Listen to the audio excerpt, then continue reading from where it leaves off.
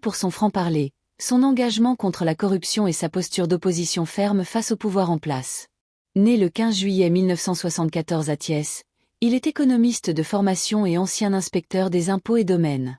Il s'est fait connaître du grand public en dénonçant publiquement des pratiques de mauvaise gouvernance au sein de l'administration sénégalaise, ce qui lui a valu une notoriété rapide et un large soutien populaire, notamment chez les jeunes.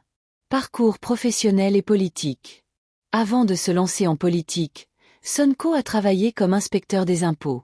En 2014, il est radié de la fonction publique après avoir dénoncé ce qu'il considérait comme des dérives dans la gestion fiscale de l'État. Cette éviction devient le point de départ de son engagement politique.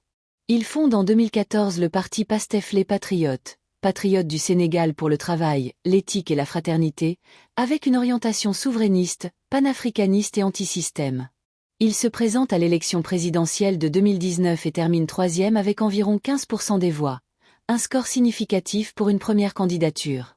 Son discours centré sur la lutte contre la corruption, la souveraineté économique et la valorisation des ressources locales séduit une large partie de l'électorat, en particulier les jeunes et les urbains. Relation avec le pouvoir. Sonko est devenu l'un des principaux opposants au régime du président Macky Sall. À partir de 2021, il est impliqué dans plusieurs affaires judiciaires très médiatisées, notamment une accusation de viol qu'il a toujours niée et qu'il a dénoncée comme un complot politique. Ces affaires ont entraîné de vives tensions dans le pays, provoquant des manifestations massives, parfois violemment réprimées. Ces événements ont accru sa popularité parmi ceux qui le considèrent comme victime d'un harcèlement politique. Idéologie et vision.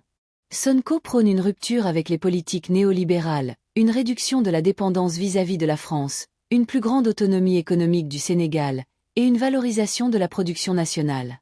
Il critique vivement les contrats jugés léonins avec les multinationales, notamment dans les secteurs du pétrole, du gaz et des mines.